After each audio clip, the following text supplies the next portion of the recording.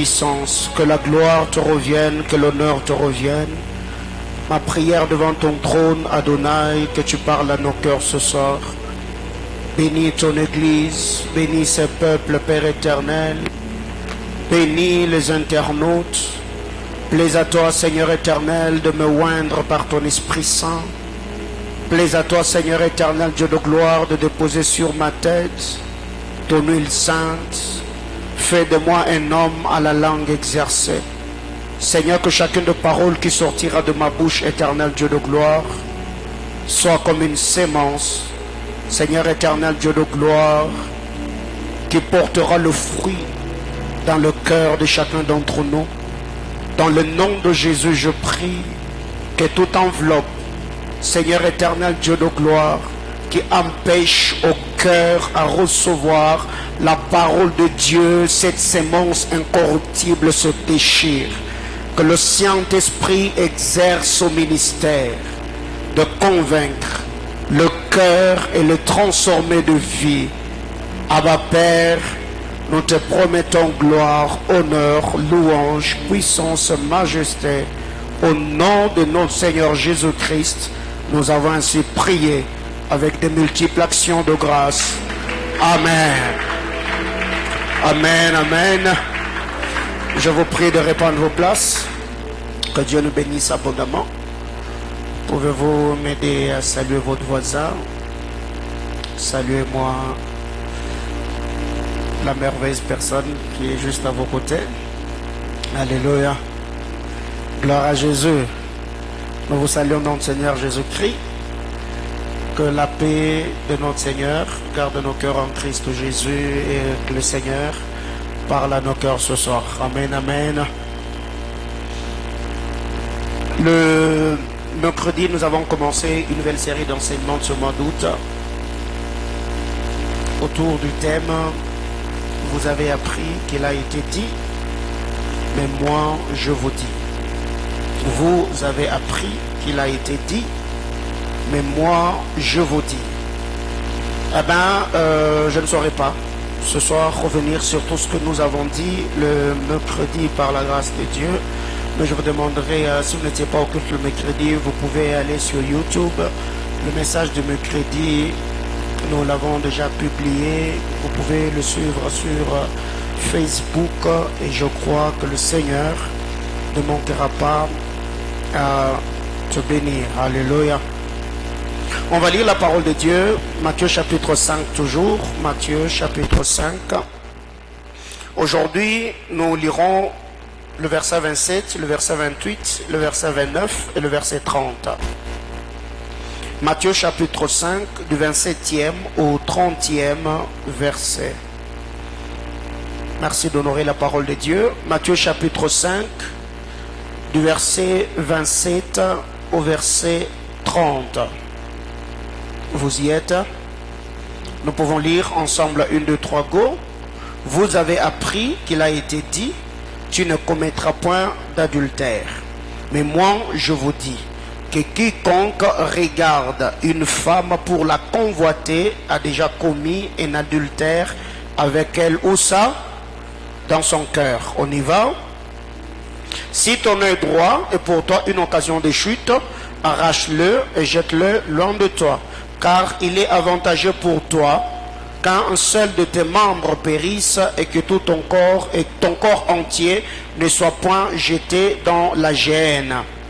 Ensuite, si ta main droite est pour toi une occasion de chute, coupe-la et jette-la loin de toi, car il est avantageux pour toi qu'un seul de tes membres périsse et que ton corps entier n'aille pas dans la géhenne. Alléluia.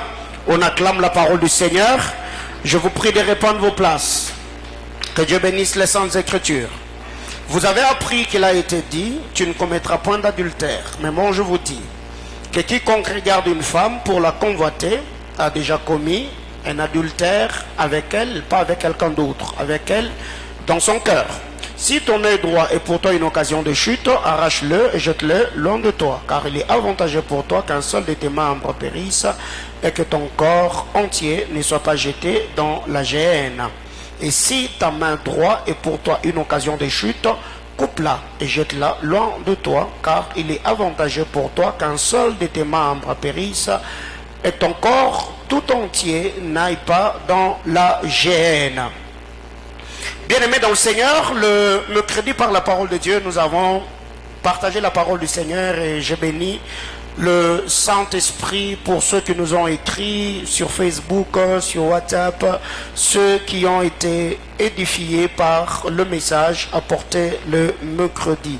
Ça nous encourage, bien-aimés frères et sœurs, vous qui avez l'habitude de nous suivre, vous qui nous encouragez, vous qui croyez en la mesure de grâce que le Seigneur a déposée sur nous par sa grâce, que la main de notre Seigneur Jésus-Christ continue à bénir vos vies de partout où vous nous suivez.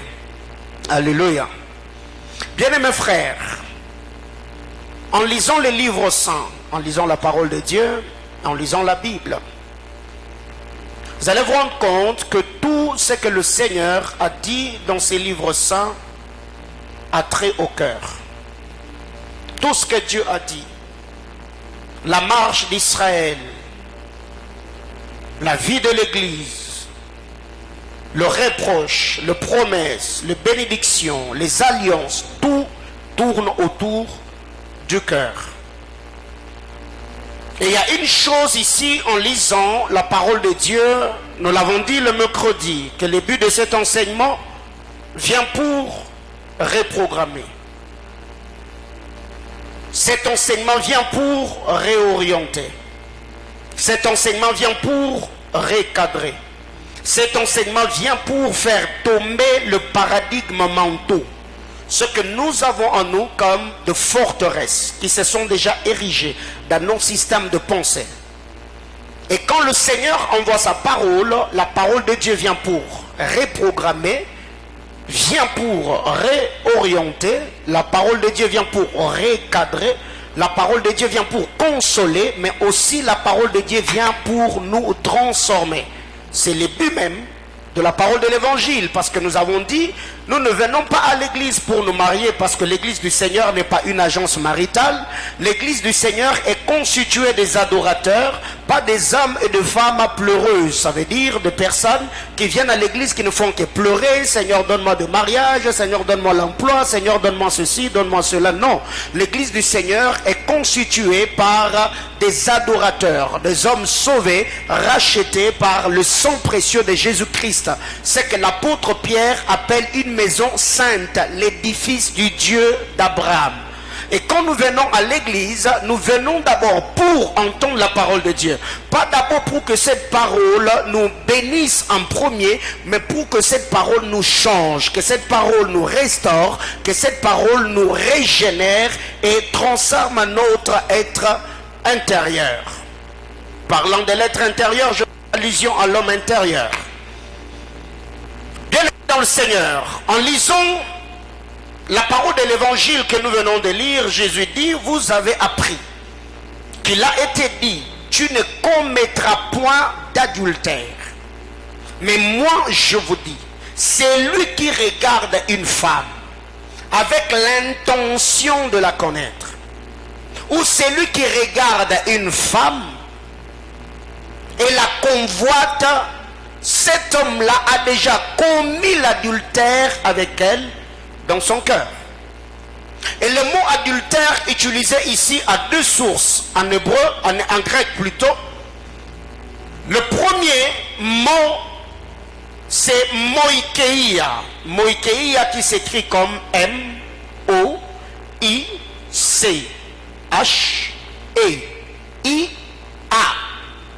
Moïkeia.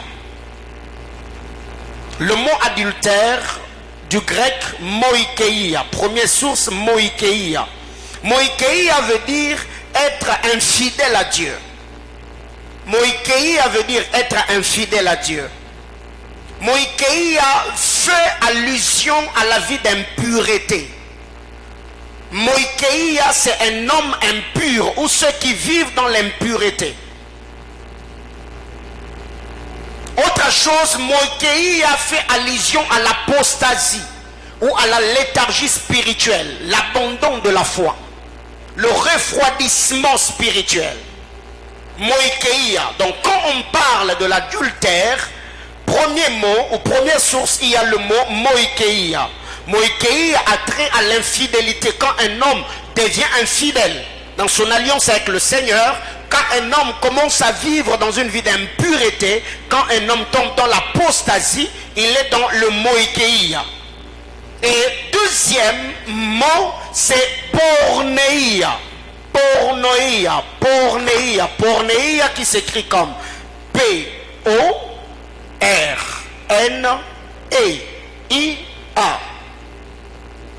Porneia. Porneia, le mot porneia, c'est le mot qui a donné, excusez-moi le terme, le mot pornographie. Porneia, porneia. Porneia veut seulement dire relation sexuelle illicite. Alors que moikeia, c'est l'infidélité à Dieu, c'est l'impureté, c'est l'abandon de la foi, c'est le refroidissement spirituel, c'est l'apostasie ou encore la léthargie spirituelle. Mais cependant, quand on parle de porneia, porneia c'est toute relation sexuelle illicite. Entre autres, l'impudicité, l'infidélité, la prostitution, l'adultère, la fornication, l'homosexualité, le lesbianisme ou encore la zoophilie. La zoophilie, c'est les hommes qui ont des rapports sexuels avec les bêtes. C'est ce qu'on appelle la zoophilie, avoir des rapports sexuels avec les animaux. Donc j'étais en train de dire, porneia, c'est les relations sexuelles illicites. Le mot porneia, c'est ce que Louis II traduit par impudicité, par infidélité, par prostitution, par adultère, par fornication, par homosexualité, par lesbianisme ou encore par la zoophilie. Donc, Jésus vient nous dire ici que celui qui regarde une femme avec l'intention de la connaître, il a déjà commis le porneia. S'il est célibataire, il a commis le porneia. Il est dans l'impudicité, il est dans la fornication, il est dans la prostitution. Mais si c'est un homme marié qui regarde une autre femme avec l'intention de la connaître, il est dans le porneia. Mais cette fois-là, lui n'a pas commis l'impudicité, il n'a pas commis la fornication, mais lui, il est dans l'adultère. L'adultère qui est le fait de briser le serment conjugal. Donc l'alliance, la promesse que vous êtes faite, quand tu tombes dans l'adultère, tu brises l'alliance ou le serment fait à l'autre pendant la cérémonie. Alors qu'est-ce qui arrive? Vous allez vous rendre compte que cette portion d'écriture, Jésus était en train de s'adresser et aux célibataires et aux mariés. Le Seigneur était en train de dire, si tu regardes une femme avec l'intention de la connaître, tu l'as déjà connue. Donc le péché est déjà consommé. C'est ce que nous avons dit le mercredi. Quand vous lisez les Écritures saintes dans l'Ancienne Alliance, tout est d'abord rapporté à l'acte. Ça veut dire la consommation du péché. C'est que Moïse était en train de dire, tu ne commettras point d'adultère. Mais quand le Seigneur arrive, le Seigneur ne juge pas d'abord l'acte qui est posé. Le Seigneur nous amène à l'intention, à la pensée ou à la motivation. Il dit, si Moïse vous avait dit, si Moïse vous a dit plutôt que vous ne commettrez point d'adultère, moi je vous dis, commettre l'adultère est un péché, oui. Mais c'est lui qui regarde une femme avec l'intention de la connaître, il l'a déjà connue. Bien-aimés frères, j'étais en train de dire ici que la parole de Dieu, tout ce que le Seigneur a dit dans les livres saints, tourne autour du cœur. 1. Le plan du salut vise le cœur.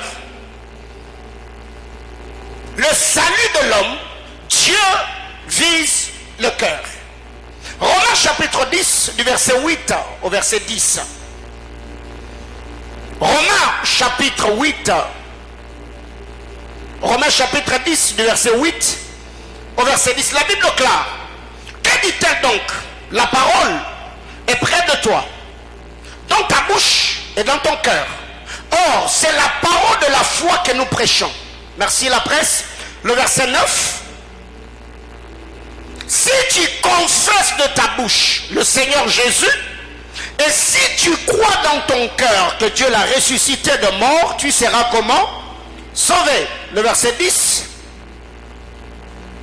Car c'est en croyant du cœur qu'on parvient à la justice, et c'est en confessant de la bouche qu'on parvient au salut, selon ce que dit l'Écriture. Alors, qu'est-ce qui arrive ici? Le Seigneur, par le ministère du frère Paul, il est en train de nous exhorter. La Bible clare, que dit-elle donc? La parole est près de toi. La parole est près de toi. Cette parole qui est près de toi, elle est dans ta bouche, mais elle est aussi dans ton cœur. Donc, la parole qui habite le cœur nous fait parvenir à la justice d'abord. Et c'est la confession de la bouche qui nous amène au salut. Est-ce que quelqu'un me comprend? Donc ici, en lisant la parole de Dieu, vous allez vous rendre compte, même le plan du salut, c'est que le Seigneur a fait pour sauver l'homme. Dieu était en train de viser le cœur. La Bible classe, si tu crois de ton cœur que Jésus-Christ est Seigneur et Dieu l'a ressuscité des morts, c'est alors que tu seras comment? Tu seras sauvé. Bien aimé dans le Seigneur, si la parole ou si l'œuvre de la rédemption visait le cœur de l'homme, c'est que nous ne devons pas négliger cela. Nous devons prendre du temps, prier pour notre cœur et prier pour le cœur de ceux qui reçoivent la parole de Dieu, afin que toute forme d'enveloppe, toute forme de voile qui empêche à Jésus-Christ de trouver place dans le cœur par la parole prêchée, que ce voile puisse tomber et que tout ce qui est comme forteresse soit renversé et que Jésus-Christ habite le cœur. Deuxième chose,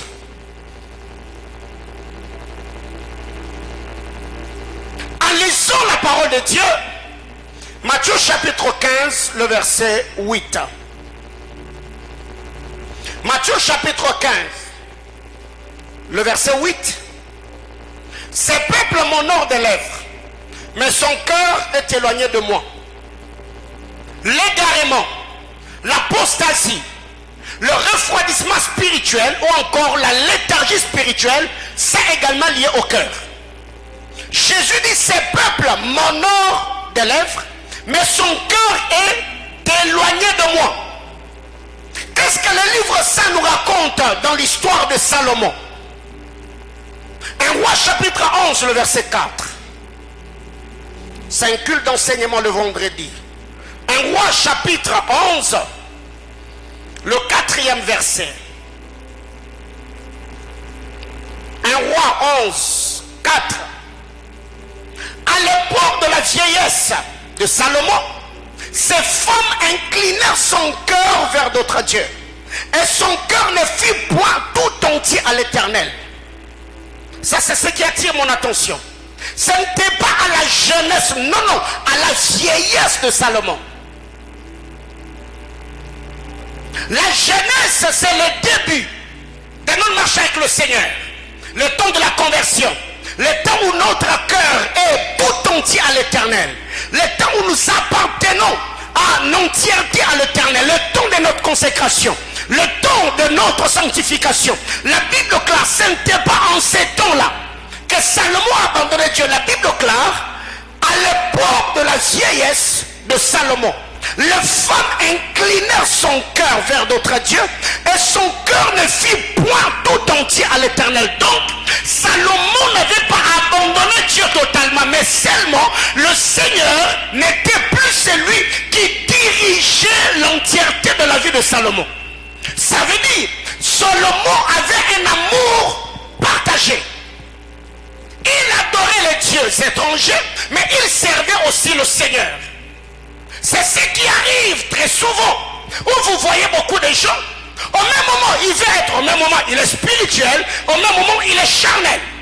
Il y a un moment, il vient à l'église, il adore Dieu, mais aussi quand on le vit dans une boîte de nuit, il va aussi danser de l'autre côté. Il sert Dieu et Mammon. C'est là que le frère Élie, à la montagne de Carmel, il a exhorté aux enfants d'Israël en leur disant, jusqu'à quand clocherez-vous de des côtés? Ne soyez pas des clochards, soit vous êtes froids, soit vous êtes bouillants. Et la Bible déclare dans le livre d'Apocalypse, si vous n'êtes ni l'un ni l'autre, alors je ferai quoi? Je vous vomirai. Voyez-vous, même l'apostasie, même l'abandon de la foi, le refroidissement spirituel a trait au cœur. Troisièmement, la bénédiction aussi vise le cœur. Mais la bénédiction vise le cœur. 1 Samuel chapitre 10, le verset 9.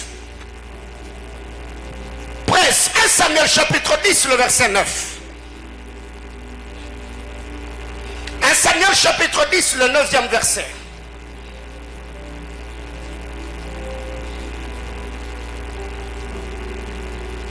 Qu'est-ce qu'il a dit? 1 Samuel chapitre 10, j'ai dit 1 Samuel 10, le verset 9. Dès que Saül eut tourné le dos pour se séparer de Samuel, Dieu lui donna un autre cœur.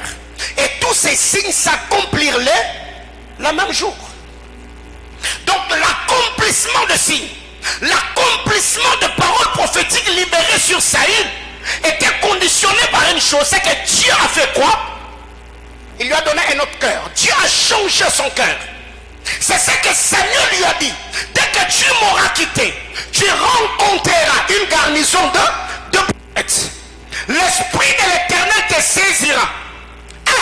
Tu seras changé en un autre homme, tu prophétiseras. Donc, la manifestation des dons spirituels, le charisme n'a pas précédé la régénération. Tu seras d'abord changé en un autre homme. Tu seras d'abord transformé. Ensuite, tu prophétiseras.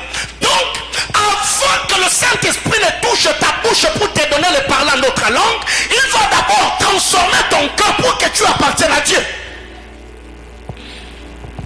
Alors, dès que Saül il tournait le dos pour se séparer de Samuel, Dieu lui donna un autre cœur. Et tous ces signes s'accomplirent le même jour. Bien mes frères, écoutez, Dieu ne va pas exaucer les prières parce que tu les as formulées, parce que tu as demandé. Non, Dieu exauce plus l'intention du cœur que les prières que nous formulons dans notre bouche. C'est pour cette raison que la Bible déclare, vous demandez et vous ne recevez pas. Pourquoi? Parce que vous demandez mal, dans le but de satisfaire vos. Donc, si Dieu n'exauce pas certaines prières, pas parce que Dieu n'est pas puissant ou n'est pas tout puissant, mais seulement parce que les prières que nous avons faites, nous avons fait ces prières avec un mauvais cœur. Même la bénédiction en lisant la parole de Dieu, cela est attaché au cœur. Alors qu'est-ce qui arrive? Aujourd'hui nous voyons même les païens qui prient, oh Seigneur, Mungu unifungue romencho, Mungu unifungue mashikio, ni kuna besoin de tabiri. Frère, il faut d'abord prier que le Seigneur change ton cœur, que tu reçoives d'abord Jésus, que tu connaisses le bonheur d'être chrétien, et après ces choses le Seigneur fera quoi? Il va te les donner par sa grâce. Que quelqu'un me dise amen. Donc même la bénédiction vise encore le cœur. La Bible déclare, après cela le Seigneur a accompli ce qu'il avait dit au roi Saül. Pourquoi? Parce qu'il lui avait d'abord donné un autre cœur. Et ma prière est levée de mon cœur, et qu'en ce moment doute que Dieu te donne un autre cœur. On a beaucoup de chrétiens parleurs en d'autres langues, mais mauvais cœur, très mauvais cœur. Le calomnie, les critiques, la trahison, les coups bas, les empoisonnements, c'est seulement nous. Ça fait par moments honte de dire ces choses sur l'estrade de l'église, où on dit qu'il y a des empoisonnements ou des trahisons au milieu de chrétiens. C'est honteux. Alléluia. Autre chose, même l'onction vise le cœur, ou encore en onction honore le cœur. Nous l'avons toujours dit dans cette maison d'alliance, que l'onction n'honore pas le visage, l'onction honore le cœur. L'onction honore le cœur. 1 Samuel chapitre 16, le verset 7. 1 Samuel chapitre 16, le verset 7. 1 Samuel 16, le verset 7, oui, la Bible clare. Et l'Éternel dit à Samuel, ne prends point garde à son apparence et à la hauteur de sa taille, car je l'ai rejeté. L'Éternel ne considère pas ce que l'homme considère. L'homme regarde à ce qui frappe l'œil. Là, c'est le mauvais côté. Mais l'Éternel regarde au cœur.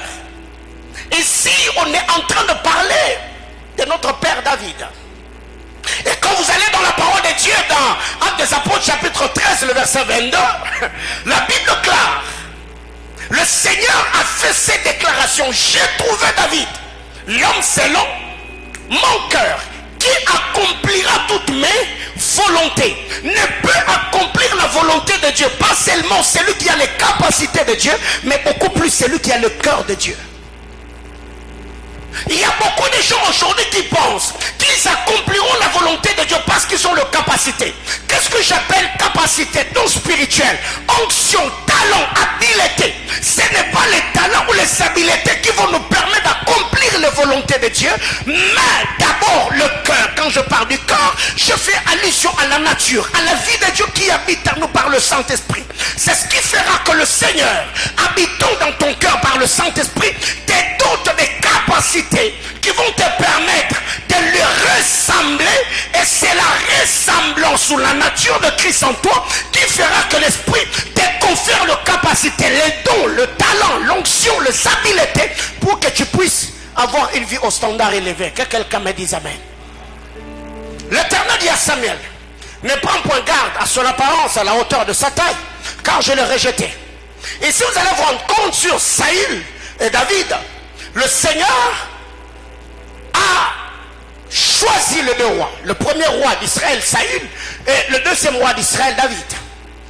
Donc, la Bible clare, Saül dépassait tous les enfants d'Israël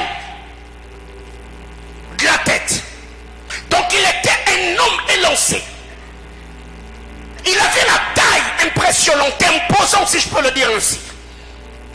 Et là, je peux dire, Saül avait la taille de Dieu. Il était un homme corpulent. Il avait une taille imposante. Et c'est toujours dans les livres de Samuel, à partir du chapitre 9.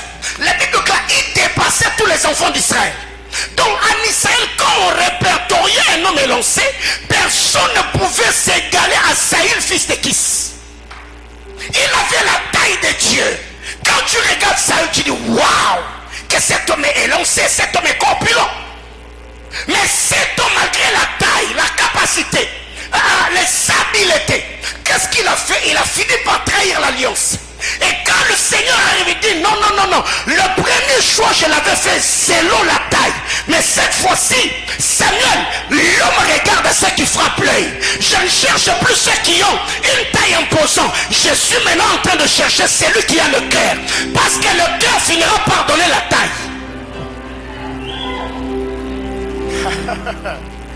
Qu'est-ce qui arrive?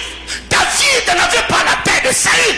David n'avait pas sa corpulence. David n'avait pas ses habiletés. David n'avait pas ses capacités. C'est pour cette raison que quand Goliath a vu David, la Bible clare, il a méprisé. Il a méprisé David en disant, mais écoutez, quand David s'approche, tout ce que Goliath a vu en David, il a vu sa beauté. Il a dit, il avait les yeux blancs. C'est ainsi qu'il a méprisé. Il a maudit au nom de ses dieux. Mais quand Dieu arrive, la Bible clare, Dieu a fait cette déclaration, elle a dit, j'ai trouvé David. C'est que Dieu était en train de chercher. J'ai trouvé David, l'homme selon mon cœur. Et c'est lui qui accomplira toutes mes volontés. Donc, David a accompli les volontés de Dieu parce qu'il ressemblait à Dieu. Je parle du cœur. Il avait le cœur de Dieu. Bien aimé dans le Seigneur, vous savez, même en allant en retraite, en priant au Dieu, donne-moi une plus grande onction. Bien aimé, prie d'abord pour ton cœur. Aujourd'hui, qu'est-ce que nous n'avons pas vu comme scandale? Quelqu'un peut à peine, il vient de vous donner des paroles de connaissance. le sang, c'est quand il descend là, il escroque quelqu'un. On a entendu toutes ces choses dans le corps de Christ. Il y a des choses, des scandales qui se font ça et là. Pourquoi? Parce que nous nous sommes contentés de chercher les habiletés, les capacités. Je n'ai prié. Seigneur, ouvre mes yeux. Seigneur, fais-moi parler. Je vais voir, je vais prophétiser. Je vais opérer de miracles. Je veux travailler dans le surnaturel. Mais nous n'avons pas demandé le cœur. C'est pour cette raison, quand la gloire arrive, la gloire nous égare. On abandonne le Seigneur et nous nous retrouvons au bas de l'échelle. L'onction pour le recevoir. D'abord le cœur. J'ai trouvé David, l'homme selon mon cœur. Alors que Samuel, malgré la dimension prophétique qu'il avait, Dieu l'a corrigé, il a dit non, vous les hommes, vous regardez ce qui frappe à l'œil. Mais moi, ce n'est pas ça ce qui m'impressionne. Saül avait la taille, mais le cœur a trahi. Quand je parle du cœur, vous allez vous rendre compte, il était impatient. Samuel lui a dit, précède-moi à Gilgal, attends-moi 7 jours. Après, je viendrai. J'offrirai. On va dresser l'autel. On va offrir des bêtes en sacrifice. La Bible déclare, comme Samuel tardait et que le peuple commençait à se retirer de lui, c'est lui qui avait reçu l'onction royale, il s'est improvisé sacrificateur. Donc Saül, par l'impatience, il voulait garder le peuple en désobéissant au Dieu du peuple. C'est après qu'il ait consacré, c'est après plutôt qu'il ait offert que Samuel est arrivé. Et c'est ce qui est passé dans le jardin d'Éden. C'est après qu'Adam et Ève aient mangé, consommé le fruit défendu, Dieu est venu. Bien-aimé dans le Seigneur, n'aide pas Dieu dans l'accomplissement de ses desseins. Sois patient, reste à ton poste jusqu'à ce que le Seigneur, par sa volonté, il décidera de te visiter, te faire du bien. J'entends quelqu'un me dire amen. Même l'onction vise quoi? Ça vise le cœur. Pour recevoir l'onction, l'onction n'honore pas le visage, l'onction honore le cœur. L'onction n'honore pas la beauté, l'onction honore le cœur. Alors, bien aimé, parlons du cœur. La vie présente et la vie future ne fonctionnent qu'avec le cœur. La vie présente et la vie future ne fonctionnent qu'avec le cœur. Quand je parle de la vie présente, je parle de la vie temporelle. Ça veut dire la vie que nous avons sur la terre. Quand je parle de la vie future, je parle de la vie éternelle. Bien aimé dans le Seigneur, dans cette vie temporaire, voyez-vous, si ton cœur s'arrête de battre, tu es foutu. N'est-ce pas? Si aussi la vie éternelle, ton cœur ne bat pas, ça veut dire Dieu n'est pas dedans. Bien aimé frère, tu es comment? Tu es foutu. Ce qui fait que dans cette vie, un cœur vide, ça veut dire un cœur sain, te permettra d'être en bonne santé. N'est-ce pas? Mais pour avoir la vie éternelle, si tu as un cœur vide, tu n'entreras pas dans le royaume des cieux. Ceux qui entreront dans le royaume des cieux, ce sont ceux qui ont le cœur occupé par Jésus-Christ. Quelqu'un me comprend? Nous avons appris qu'il y a des hommes qui sont morts de, je sais pas, c'est un embryon pulmonaire, des trucs du genre. Donc, si tu as une maladie cardiaque, bien mes frères, cela peut écourter ta vie. Donc, si aujourd'hui, ton cœur arrêtait de battre, tu es fini. Même si tu as l'argent, si ton cœur là, arrêtez de battre maintenant là, tu es parti. Ça veut dire, ta vie va s'arrêter là. Tu meurs. Mais aussi, si ton cœur ne bat plus pour la vie de consécration, la vie de sainteté, pour les choses d'en haut, frère, tu seras comme le poisson dans l'aquarium. Il y a beaucoup de gens comme ça qui n'aiment plus le Seigneur. Ils sont devenus, ils ont une vie chrétienne formaliste. Ils craignent plus Dieu. Ils se sanctifient plus. Bah, comment quand ça va ancien de Sayo, quand on a expérience, nous quand nous fumons, quand nous prions, quand nous jeûnons et quand nous prêchons, je n'ai pas besoin de conjuguer mon intimité avec le Seigneur dans le passé. Il s'est présenté à Moïse. Il n'a pas dit j'étais. Il n'a pas dit je serai. Il a dit je suis. Ma vie avec Dieu c'est maintenant. Ma vie avec Dieu ce n'est pas ce que je fais hier. C'est pas ce que je ferai demain ou le lendemain. L'intimité avec Jésus c'est aujourd'hui. Car quand il va revenir, il récompensera tes œuvres passées à cause de l'état où il va te trouver maintenant. Mais il y a des gens aujourd'hui qui ne craignent plus le Seigneur dans le présent Mais ils pensent que le Seigneur va les récompenser à cause des bonnes œuvres qu'ils ont pratiquées dans le passé. Bien-aimé, détrompe-toi. La différence entre Jésus et Jacob. Jacob est un voleur. Mais Jésus, lui, n'est pas un voleur. Mais il viendra comme un voleur. C'est la différence qu'il y a. Et quand il va revenir, il ne va pas t'avertir. Il viendra comme un voleur. C'est à toi d'être prêt. Bien-aimés frères, qu'est-ce que nous devons retenir? Ton cœur est un piste d'atterrissage qui recevra de bonnes ou de mauvaises choses. Quand la Bible déclare, l'homme bon tire les bonnes choses du bon trésor de son cœur. Le cœur de l'homme est un piste d'atterrissage qui recevra de bonnes ou de mauvaises choses. Le bon esprit, le Saint-Esprit, habitera en toi, partant de l'état de ton cœur. Le mauvais esprit va aussi habiter en toi, partant par l'état de ton cœur. Quand Saül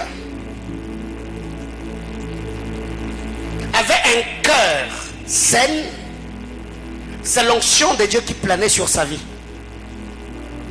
Les jours qu'il a désobéi, les jours qu'il a abîmé l'état de son cœur, c'est les mauvais esprits qui l'ont possédé. Bien-aimés frères, ce n'est pas en vain que Proverbe nous dit: garde ton cœur plus que toute autre chose, car c'est du cœur que vient le source de la vie. Et les eaux que produiront ton cœur, ça peut être des eaux douces ou des eaux amères. Le cœur est un piste d'atterrissage qui recevra le bon esprit ou le mauvais esprit. Revenons. Matthieu chapitre 5. Matthieu chapitre 5. Du verset 27 au verset 30 qu'on a lu. Jésus dit: vous avez appris qu'il a été dit, tu ne commettras point d'adultère. Alors moi je vous dis ceci: quiconque regarde une femme pour la convoiter a déjà commis un adultère avec elle dans son cœur. En faisant l'étude exégétique, il y a trois choses. 1. Le regard. 2. La convoitise. 3. L'acte ou encore l'adultère. Celui qui regarde, ça a commencé par un regard. 2. Convoiter. 3. On passe à l'action. Parlons. Quand vous lisez la parole de Dieu, 2 Samuel chapitre 11, du verset 2 au verset 4. Qu'est-ce qui a fait que David tombe avec Bathsheba? Le regard. La Bible clare, c'était au temps du soir. David venait de sa couche et se promenait sur le balcon de sa maison. La Bible déclare, il aperçut une femme qui se baignait.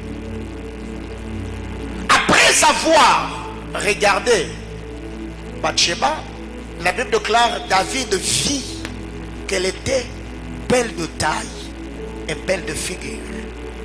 Bien-aimé dans le Seigneur, les jours où Satan voudra détruire ta vie, Satan ouvrira tes yeux pour que tu voies le bon côté, ça veut dire la beauté de Bathsheba. Mais Satan ne te permettra jamais que tu vois la laideur de son caractère. Bathsheba est une belle femme. Quand tu la regardes, waouh, elle est belle de taille, belle de figure et belle de corps, comme la Bible déclare. Mais ce que Satan ne te dira jamais, c'est qu'avec elle, tu deviendras un meurtrier. Par Bathsheba, tu vas tuer Uri. Par Bathsheba, l'inceste et le meurtre entrera dans ta famille, et la rébellion aussi d'Absalom. Parce que quand David est tombé avec Bathsheba, pour couvrir son adultère, il a fait tuer Uri, la femme de Bathsheba. Après cela, Amnon, fils de David, a couché avec Tamar, sa soeur. Après, Absalom, frère de Tamar, s'est vengé d'Amnon, l'a tué. Et le même Absalom s'est levé, il a commencé à poursuivre son père. C'est qu'il y a des choses que le diable nous propose. Il te montre la beauté de Bathsheba, mais pas la laideur de son caractère. Bien aimé, vous devez savoir, si vous ne savez pas discipliner vos yeux, vous ferez tout sauf rien.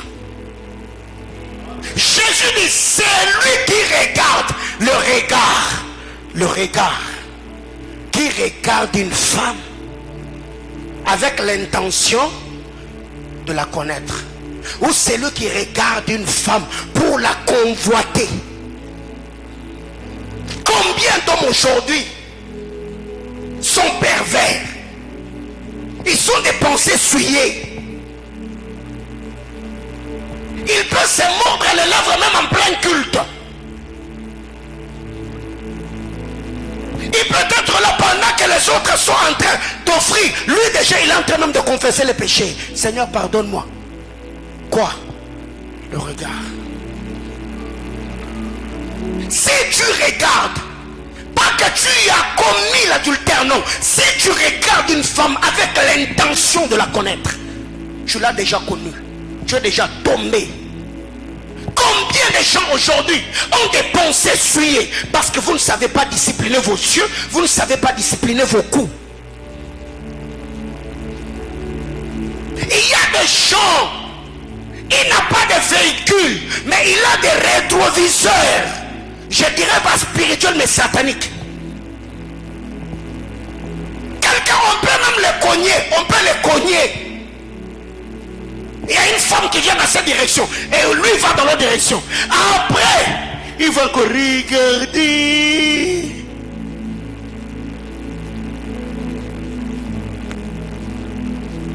Et qu'est-ce qui arrive? J'ai fait ce constat très tôt. Ça, je prends l'exemple des hommes. Quand tu as des pensées impures et tu regardes une femme avec des mauvaises intentions, quand elle vient devant toi, tu l'as déjà vu, n'est-ce pas? Quand elle dépasse, tu ne vas pas regarder sa tête, tu ne vas pas regarder ses pieds, tu vas regarder le milieu, n'est-ce pas? Vous ne dites pas n'est-ce pas parce qu'on est dans la maison de Dieu, n'est-ce pas? Oui, là tu as dit oui. Voyez-vous? Et déjà, quand tu te mets à la regarder derrière, c'est avec quelle intention? Pour voir quoi? C'est comme cela que tu peux commencer à te discipliner. Tu peux commencer à discipliner ton cou. Quand tu vas devant frère, reste devant, regarde ce qui est devant toi. On risque de te tamponner pour rien. Et il y a même des hommes comme ça. Il est dans un véhicule avec sa femme. Quelqu'un est passé. Il la récupère dans les rétros. Que Dieu te délivre. C'est lui qui regarde le regard. Bien-aimé dans le Seigneur, il a été dit que les cieux c'est les fenêtres de l'âme. Comment expliquer que vous êtes frères et sœurs dans la foi quand vous vous mettez à parler yeux dans les yeux, mouzu na mouzu, zolo na zolo? Est-ce que vous n'avez pas honte? Et pire encore, c'est quand tu entres dans le bureau du pasteur, même moi ton pasteur, je suis tellement gêné que je suis obligé de regarder de côté. Ils ont fixé un aboui. Oh, je veux parler. Je vous dis, il y a des soeurs comme ça, quand elle arrive, donc elle est là, elle me regarde, mais ça me gêne. C'est là quand ça me l'a fait mon panzi. Où tu l'as mis sur mon nez? Nana mon pasteur n'a aucun son, et au gêné, on a talon à misou. Ce qu'on use dans le courage, on a talon à misou.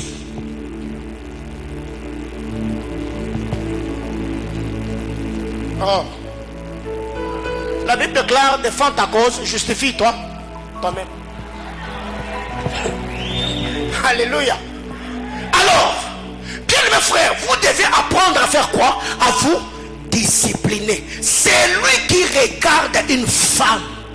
Et je ne sais pas s'il y a aussi des femmes qui regardent des hommes d'une certaine manière. Oh, il y en a, non?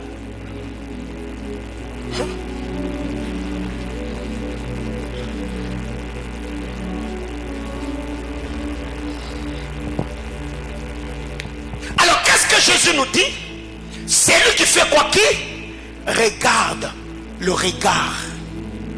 Le regard. C'est lui qui regarde une femme afin de la convoiter. Voyez-vous? Qu'est-ce qui a poussé cet homme à regarder? C'est la convoitise qui habite son cœur. Il est animé par l'esprit d'impudicité, par l'esprit de débauche, par l'esprit de fornication, par l'esprit d'adultère. Il a des pensées obscènes, il a des pensées, il n'a pas de pensées, de bonnes pensées, il a des pensées charnelles. Et cela va le pousser dans sa manière de regarder. C'est lui qui regarde avec l'intention de connaître. Il a déjà connu. Alors, tu seras surpris quand tu arrives au ciel. Tu te retrouves dans la rangée des impudiques. Tu dis, ah, Seigneur, moi je n'ai jamais connu. Jésus dit, Gabriel, liste. Ah. Donc, tout ça, tout ça, tout ça, oui, tout ça. Bien aimés frères, surtout en ces temps où il y a des gens qui prennent même des vitamines, où il y a des femmes qui s'habillent d'une certaine manière. Papa, si tu ne disciplines pas les yeux, si tu ne disciplines pas tes coups, au moins ne bilo ba mona kate, autant ne bilo ba tala kate. Et je parle aux sœurs. Vous qui venez à l'église, vous avez mis des décolletés. Le dimanche passé, j'ai vu des sœurs passer ici devant. J'ai dit, Seigneur, il y a quoi ici? Tu y as la main, tu as déjà mis une robe qui t'a déjà serré au point où même tout ce que tu as mis en bas s'est dessiné. Et tu y es libre. Et même quand l'onction descend, tu as le courage de venir pour que je t'impose les mains. Même en priant pour toi, je t'entends parler en d'autres langues. Et la question que je me pose, elle a fumé quoi? Et il y a un pasteur à Kinshasa qui a fini par dire à ses fidèles, les sœurs, il a dit, quand vous fumez, enlevez les graines.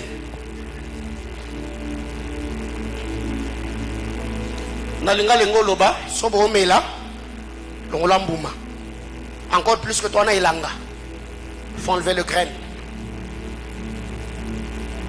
Parce que nous devons parler de l'amour du prochain. L'amour du prochain, ce n'est pas seulement dans les données, mais aussi ça a aidé l'autre à avoir une vie pieuse, à aider l'autre à vivre dans la sainteté. Quand vous venez à l'église, vous avez déjà mis des cinglés, des bodys qui laissent tous les aisselles dehors. Et tu passes devant, je te dis, ma soeur, lève les mains, je vais prier pour toi. Tu vois maintenant comment ça gêne? J'ai dit, lève les mains. Je fais ça. Non, j'ai dit, lève les mains. Lève les mains. Lève-les. Et maintenant, pour camoufler. Oh, chika chika. Oh, maman, chika chika te. Lève les mains. Moi, j'ai dit, lève-les. Et tu vois, pour seulement éviter de créer la confusion, c'est pour cette raison que je n'ai pas voulu dire au frère qui est à tes côtés de dire à la soeur qui est à ses côtés de lever les mains. ce frère-là te disait, ma soeur, le pasteur a dit, lève le main, tu vas te fâcher. Ça sera scandaleux. Culte pour nos amis. Et baby. Mais comment expliquer que vous voulez croître dans la connaissance de la parole de Dieu? Renouvelez aussi vos garde-robes. Habillez-vous aussi décemment. Quand tu vas acheter cet habit-là, le Saint-Esprit, il est en mode silencieux. Il est soit éteint. Comment est-ce que vous devenez spirituel que quand on parle de recevoir, mais comme il s'agit de vous habiller, vous vous habillez comme si vous n'étiez pas de chrétien? Mais non. On doit également voir le niveau de votre spiritualité par votre accoutrement. Habillez-vous décemment. Craignez le Seigneur dans votre accoutrement. Servez Jésus-Christ. Habillez-vous décemment. C'est ça aussi la spiritualité, la chrétienté. Et mais non. C'est pour cette raison que c'est la parole de Dieu. Il est exhorté que les femmes chrétiennes s'habillent décemment. Et toi qui es chrétienne, il y a Béni TV, il y a MCI TV, il y a encore quoi ça? Les chaînes chrétiennes. LMTV, comment est-ce que toi tu es seulement sur I? Donc LMTV là, soit te dit rien. MCI TV, toi c'est non, yoka I. Tu ne fais de Kardashian. Ce qui fait que vous pouvez voir une soeur qui vient au culte. Déjà, le fait de la regarder sur la tête, ça te tourne les yeux dans tous les sens. Parce que sa tête ressemble à l'arc-en-ciel. Il y a des trucs mauves, des trucs verts. Vous cherchez quoi même?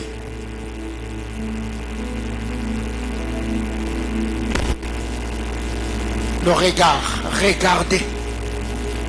Avec l'intention de connaître. 2. Il y a la convoitise. C'est lui qui regarde afin de convoiter, la convoitise. Pourquoi le chrétien moderne, nous ne vivons pas dans le contentement? Pourquoi on n'arrive pas à se contenter de ce que Dieu nous donne? Parce que nous convoitons. On veut devenir comme, on veut avoir ce que l'autre a, on veut faire ce que l'autre fait. Ce qui fait qu'il y a même des gens aujourd'hui qui sont prêts à tout. Récemment on a appris tout ce qui se faisait à Dubaï de l'autre côté. Pourquoi? Convoitise, envie. Je dois aussi posséder, je dois aussi devenir, on doit aussi me sentir. Bien aimé dans le Seigneur, la vie n'est pas une course. Contente-toi de ce que tu as. Petit à petit, bâtis ta vie selon le plan architectural que le Seigneur t'a confié. Point barre, jusqu'à ce que le Seigneur, dans sa souveraineté, il te donnera plus. Contentez-vous de ce que vous avez. J'ai toujours dit à beaucoup de bien-aimés, je rendrai compte devant le trône de Dieu pour les fidèles de Manaïm que j'ai amené à la perfection par la parole au moyen de l'esprit. Point barre. Et je me contente de l'église que Dieu me donne. Je me contente de ce que je reçois. Je me contente de la vie que j'ai. Je n'ai pas à me comparer à X et Y parce que Dieu a élevé que chacun selon la mesure de grâce et selon son bon plaisir. La convoitise. Et quand vous lisez la parole de Dieu, 1 Jean chapitre 2, le verset 16. 1 Jean chapitre 2, le verset 16.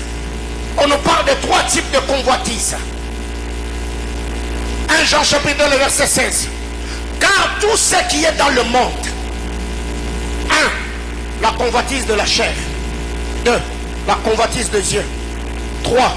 L'orgueil de la vie ne vient point du Père, mais vient du monde. La convoitise de la chair, la convoitise de Dieu et l'orgueil de la vie. Ces choses ne viennent pas du Père, ça vient du monde. Combien de gens aujourd'hui, des jeunes filles comme de jeunes garçons, sont dans des compétitions inutiles. Nous nous battons pour prouver, c'est moi le grand pasteur, c'est moi qui ai la grande église, c'est moi qui suis la plus belle femme, c'est moi qui a plus d'onction. Bien-aimés frères, il y a quoi? Il y a quoi? Chère maman, contentez-vous de ce que vos hommes vous donnent. Chers frères et sœurs, contentez-vous de ce que vos parents mettent à votre disposition. Contente-toi de ce qu'on te donne. Contente-toi des habits que tu as. Contente-toi du parfum que tes parents t'habillent. Contente-toi du type de téléphone que tes parents t'ont donné. Bien-aimé dans le Seigneur, le téléphone, hier on avait iPhone 11. Aujourd'hui il y a eu iPhone 12. Il y a eu iPhone 12 Plus. Il y a eu iPhone 13. On est en train d'aller. Et toi tu vas, l'argent que tu peux économiser, que tu peux investir et préparer ta vie future, tu ne fais qu'acheter de téléphone. Oui, tu vas prendre des photos. Après il y a quoi? Combien de hommes aujourd'hui se sont retrouvés en prison parce que leur femme leur mettait la pression? Oh non, je vois la maman telle dans tel département, elle a acheté Cabello 2. Moi aussi je dois avoir. Tu vois ces téléphones, c'est depuis je sais pas 2019. Maman, il y a quoi? Ça, je ne sais pas comment on fait ces choses. Mon épouse est là, je suis là, nous vivons avec ce que Dieu nous donne. Je n'ai jamais vu 7 ans de vie conjugale. Elle est venue me dire, oh non, j'ai vu quelqu'un avec une chaussure à chaque. Jamais de jamais. Jamais. Jamais. Et elle n'a jamais entendu, je suis venu. Oh non, j'ai vu tel ami, son église est devenue ceci. Il a acheté tel véhicule. Et il a voyagé. Bien aimés frères, nous nous contentons de ce que Dieu nous donne. On s'organise avec ce que Dieu nous donne, point barre. Les jours que Dieu voudra que je puisse rouler en Range Rover, le Seigneur va donner. Je n'ai pas besoin de manger l'argent de l'église. Je n'ai pas besoin de faire de offrandes, des appels de faux. Mentons le peuple de Dieu pour m'enrichir. Je ne ferai jamais de telles bêtises. Jamais de ces jamais. La semaine passée, on a reçu ici l'apôtre Gabriel Sanga. Il a fait un appel de fonds. Et après, il m'a dit, l'argent que l'on va donner, cet argent-là, tu vas l'utiliser parce que il faut que tu bénisses l'église. Et en rentrant à la maison, j'ai prié. Je me suis moi-même posé la question.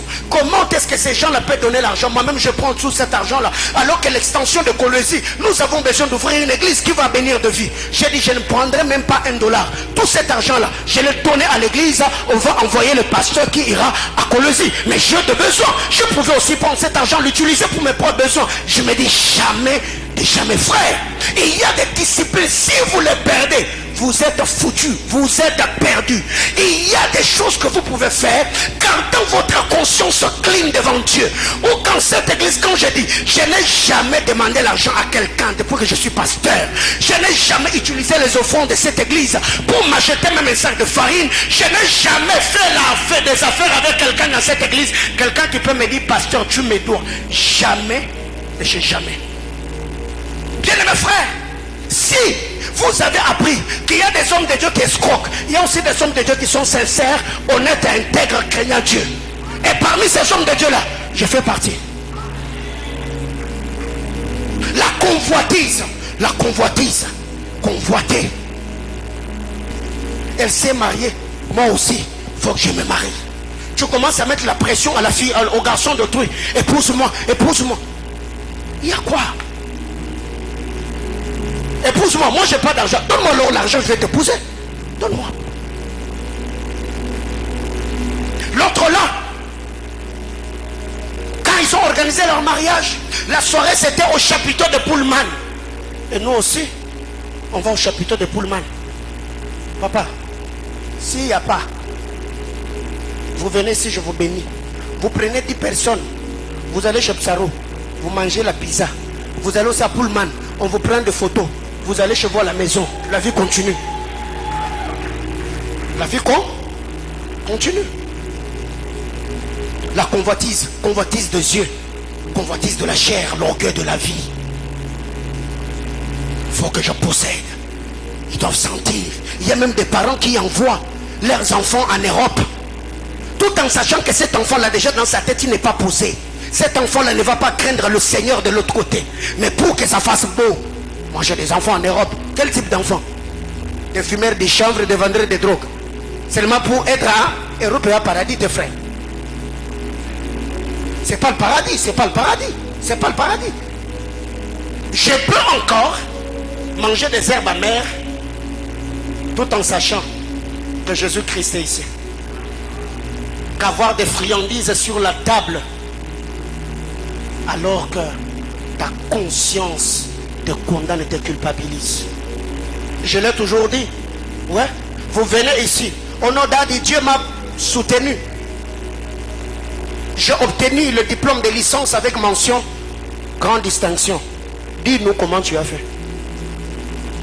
Déjà toi-même là, parler français c'est un problème. Tu es licencié en. Quand on t'entend parler français là, comment tu as fait? Même dans ton auditoire, on sait que parmi les gens qui, toi là, comment tu as fait pour sortir à l'université de Lubumbashi? Mention grande distinction. Parmi les gens qui branchent à l'université, celle-là qui parle la langue à l'église là, c'est elle-même la mère brancheuse. Ou le père brancheur. Est-ce que tu peux tenir ces micros sur cet hôtel, nous dire honnêtement comment tu gagnes ta vie? Papa est un fonctionnaire de l'État. Tu n'as pas emploi. Il n'y a pas un grand frère dans votre famille qui peut t'acheter un iPhone de 1300, 1400 dollars.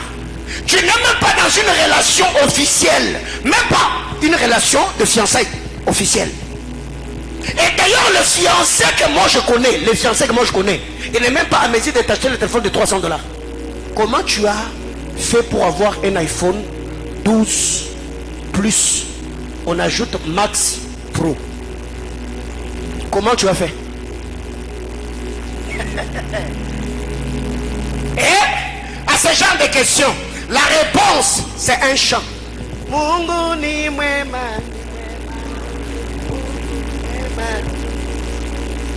Mungu ni mwema. Avec ça, jamais.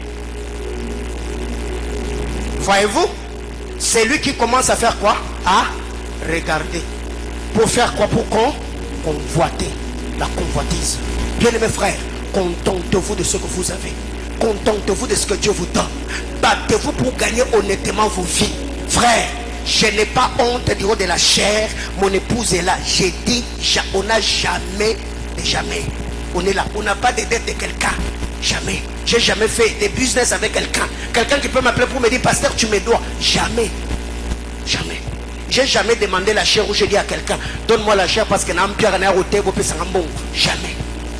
Jamais. Et partout d'ailleurs où je vais, c'est moi-même qui sème. Ceux qui m'accompagnent sont là. C'est moi-même qui sème, qui investit dans le ministère des autres.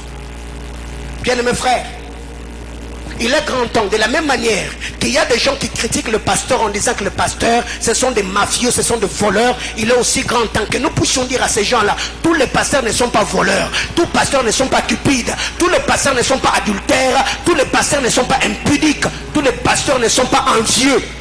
Il y a des hommes intègres qui servent Dieu dans l'intégrité, dans la fidélité. Bien-aimés frères, je suis en train de chuter. On va prier. Nombre chapitre 11, le verset 4. Nombre chapitre 11, le verset 4.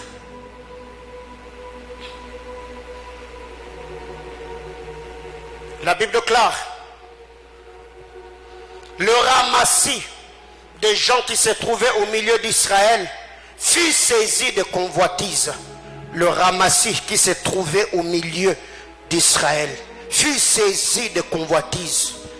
Ce qui est étonnant, la Bible déclare, et même les enfants d'Israël recommencèrent à pleurer et dire: qui nous donnera de la viande à manger? Ça c'est étonnant, ça c'est choquant. Quand vous lisez la parole de Dieu, prêtez attention, la Bible déclare, le ramassis, ce n'était pas des Israélites, c'était le peuple d'autres nations qui était sorti avec les Israélites. La Bible déclare, arrivé au désert, le ramassis qui se trouvait au milieu d'eux. Même dans l'église, il y a de ramassis. Dans le département, il y a des ramassis. Ils sont avec nous, mais ils n'ont jamais été de nôtres. Ils sont au milieu de nous, mais ils ne sont jamais. La Bible déclare, le ramassis fut saisi de convoitise. Et même les enfants d'Israël. Qu'est-ce que je peux dire ici? Je peux dire le ramassis fut saisi de convoitise. Même le frère qui était spirituel, eux aussi. Ça veut dire, le ramassis ont la capacité d'influencer négativement. Tu verras une sœur, quand elle est arrivée à l'église, elle aimait les choses de Dieu, elle s'est consacrée, elle s'est donnée. Depuis qu'elle est entrée dans ce département-là, depuis qu'elle a commencé à s'afficher avec telle et telle autre sœur, quand vous la regardez, vous vous demandez, Mungwangu, il y a eu quoi? Il y a eu quoi?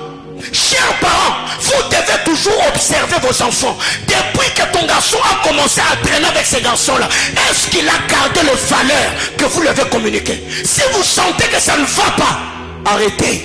Dites à ces garçons-là, toi et mon fils, je ne veux plus vous voir ensemble. N'ose plus fouler ton pied dans cette maison. Cher papa, observez vos épouses. Avant qu'elle ne fréquente maman Mélanie là, c'était une femme douce, c'était une femme accueillante, c'était une femme respectueuse. Depuis qu'elle est entrée dans ces clics là, à la maison, il y a rubrique après rubrique. Ne va pas prier. Oh Seigneur, change ma femme. Je prie, je m'impose. Je ne veux plus te voir fréquenter telle femme et je ne veux plus la voir dans ma maison. Point barre. Parce qu'aujourd'hui, il y a des papas, là où ils doivent exercer leur autorité masculine, ils sont en train là pour ça. Il y a un temps pour toute chose. Il y a un temps, on dit en tant qu'homme, dans cette maison, je ne veux pas ça, je ne veux pas ça, je ne veux pas ça. Après, la sopradia, je te communique la grâce. Alléluia.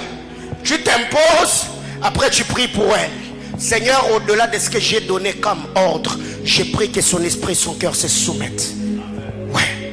Après avoir donné des ordres, papa, ne priez pas seulement. Et là, je n'ai pas dit imposez-vous, non. Parce que le pasteur avait dit. Moi, je n'ai pas dit ça. Alléluia. Et les enfants d'Israël, et même les enfants d'Israël. Donc ici, Moïse lui-même était en train de s'étonner. Et même les enfants d'Israël, eux aussi, ont été entraînés par le comportement, l'envie de ramasser, la convoitise. Bien-aimé frère, tu es spirituel parce que tu vis dans un climat ou un environnement sain. Les jours où tu te retrouveras au milieu des hommes qui ont un comportement malsain, si tu veilles pas sur ton âme, frère, tu seras entraîné. Et ton cas sera peut-être plus pire que ceux qui t'ont entraîné. Troisième chose, l'adultère. Celui qui regarde pour convoiter, il a déjà commis l'adultère. Déjà commis. Proverbe chapitre 6, le verset 32. Proverbe chapitre 6, le verset 32. Proverbe 6, le verset 32. La Bible déclare: mais celui qui commet un adultère avec une femme est dépourvu de sens. C'est lui qui veut sa perte. C'est lui qui veut se perdre. Agit de la sorte. C'est pas moi. C'est la Bible. C'est lui qui commet un adultère avec une femme. Il est comment? Dépourvu de sens. Donc il n'est pas intelligent. C'est lui qui veut se perdre. Agit ainsi. Donc, ce que l'on veut c'est vinayo. Mais ça, mais kobo. Si tu veux détruire ta vie, donne-toi dans cette vie, frère, tu finiras très mal. Il y a des gens qui pensent que c'est un luxe de dire moi je suis sorti avec, tu vois c'est là, je suis sorti avec elle, tu vois l'autre là, je suis. Ils ont trop fait. Ils ont trop fait. Hein? Si tu veux écouter ta vie, si tu veux vraiment écouter ta vie, livre-toi. Livre-toi. Si tu veux vraiment détruire ta vie, livre-toi. Bien-aimé frère, c'est ce que je venais de dire. Bathsheba était une belle femme, mais une femme qui avait la poisse. Il y a des hommes, quand il est beau, il parle un bon français, mais il est porteur d'esprit. Il sent bon, il a mis le parfum de grand prix. Il a mis le vêtement de grandes marques, mais porteur de malédiction. Et il y a des femmes comme ça, quand tu l'arrêtes, tu te dis, oh Seigneur, que tu es bon. Mais après, c'est amertume après amertume. Voyez-vous, si David savait que ces jours-là, il venait d'ouvrir la porte à l'ennemi, frère, David n'allait jamais approcher Bathsheba dans sa vie. Sur le plan sécuritaire, Dieu protégeait Israël, mais David lui-même avait ouvert la porte à la destruction de sa propre famille. David a commencé à enterrer les jours qu'il a rencontré Bathsheba. Chers frères, craignez Dieu.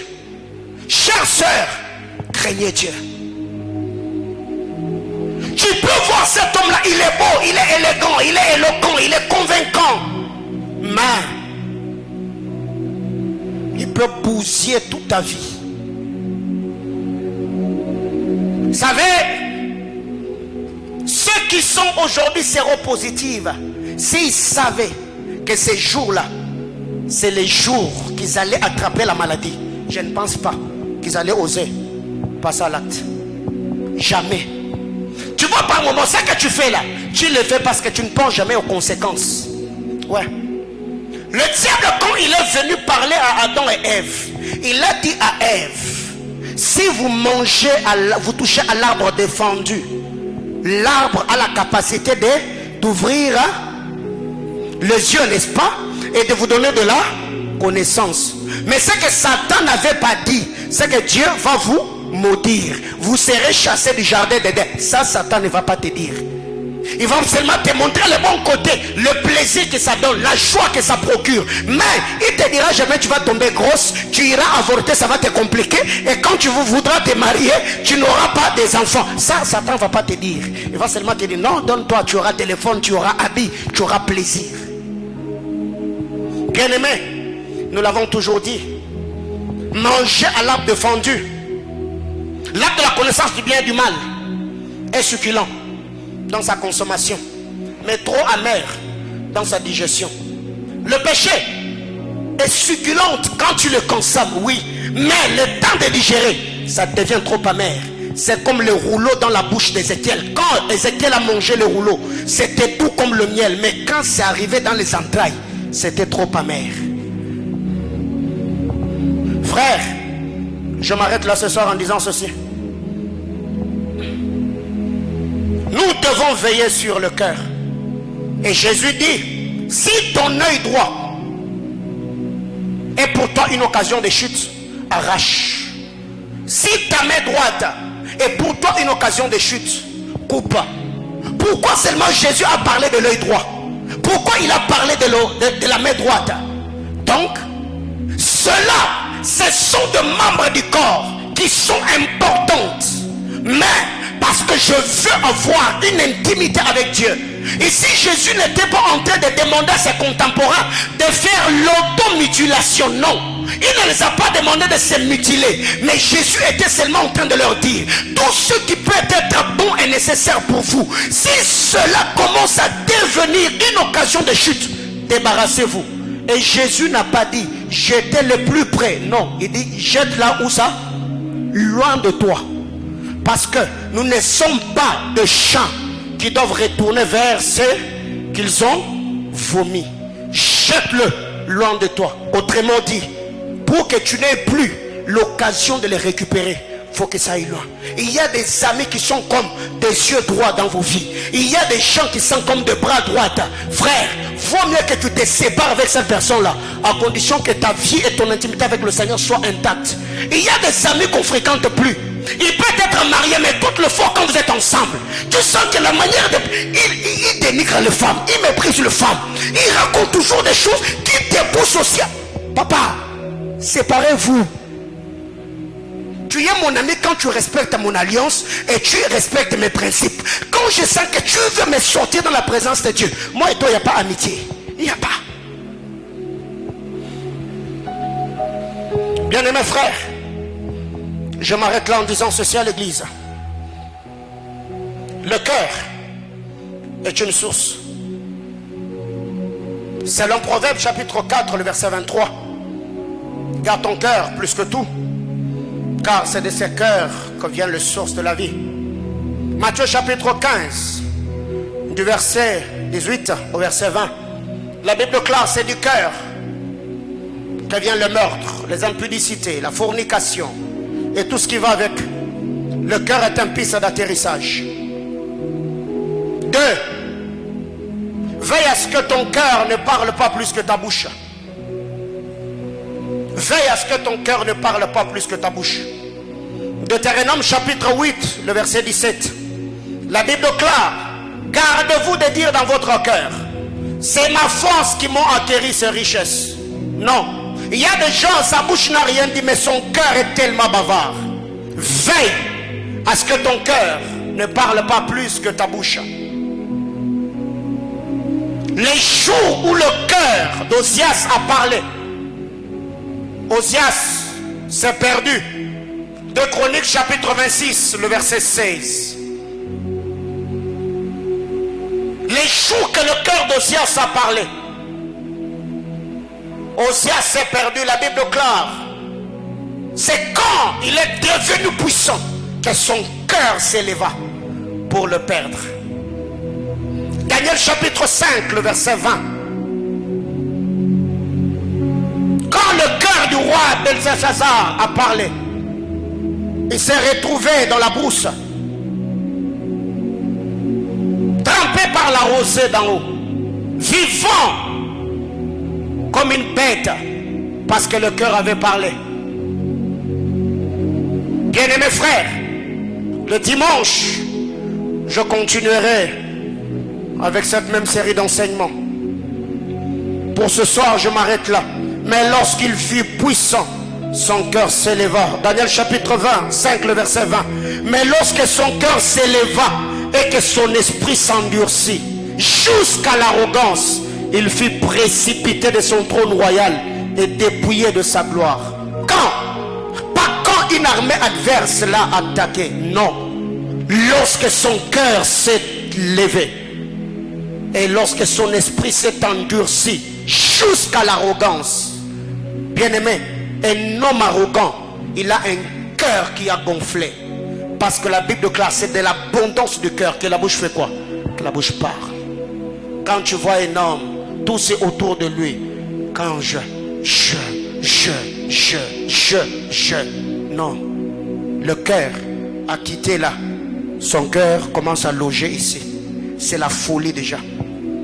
Il faut veiller que ton cœur ne puisse pas quitter sa cavité et que le cœur ne grossisse pas plus que la taille que le Seigneur l'a donnée.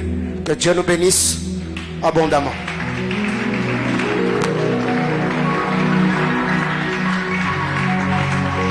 Au commencement, vous avez appris qu'il a été dit. Mais moi, je vous dis, c'est lui qui regarde une femme afin de la convoiter. Il a déjà commis l'adultère avec celle-là dans son cœur. Le cœur est un piste d'atterrissage. L'onction honore le cœur. La bénédiction honore le cœur. L'exaucement honore le cœur. La gloire honore le cœur. C'est pourquoi la Bible déclare: Dieu résiste aux orgueilleux, mais il élève les humbles. Tout tourne autour du cœur. Je voudrais ce soir que tu pries pour ton cœur. Que tu dises à Dieu que mon cœur ne me trahisse pas. Que mon cœur ne puisse pas alourdir la vitesse que tu as donnée à ma destinée. Que je ne perde pas l'onction à cause de mon cœur. Que je ne détruise pas mon foyer à cause de mon cœur. Que je ne brise pas l'amitié avec ces hommes et ces femmes dont que tu m'as donné. Que je ne devienne pas déloyal à cause de mon cœur. La Bible déclare, David la nuit s'est levé, il a saisi son cœur, il a dit, mon cœur, pourquoi t'as battu au-dedans de moi? Il parlait à son âme. Est-ce que tu peux ce soir élever ta voix et dire à ton cœur, mon cœur aime l'Éternel? Josias, c'est lorsqu'il est devenu puissant que son cœur s'est levé pour le perdre. Seigneur, je veux rester au bas de la croix. Je veux rester chrétien. Je veux te servir jusqu'à la fin de mes jours. Mon cœur, tu resteras fidèle à Dieu. Mon cœur, tu t'attacheras à la parole. Mon cœur, tu honoreras l'alliance du Dieu d'Abraham. Mon cœur, je resterai serviteur de Dieu jusqu'à ma mort. J'incline mon cœur à la parole de Dieu. Je soumets mon cœur à l'obéissance à la parole de Christ. Seigneur, je veux avoir un cœur aimant, un cœur qui honore ta parole, un cœur qui se soumet à la parole, un cœur qui aime, un cœur qui bénit. Seigneur, que mon cœur ne s'enfle point d'orgueil.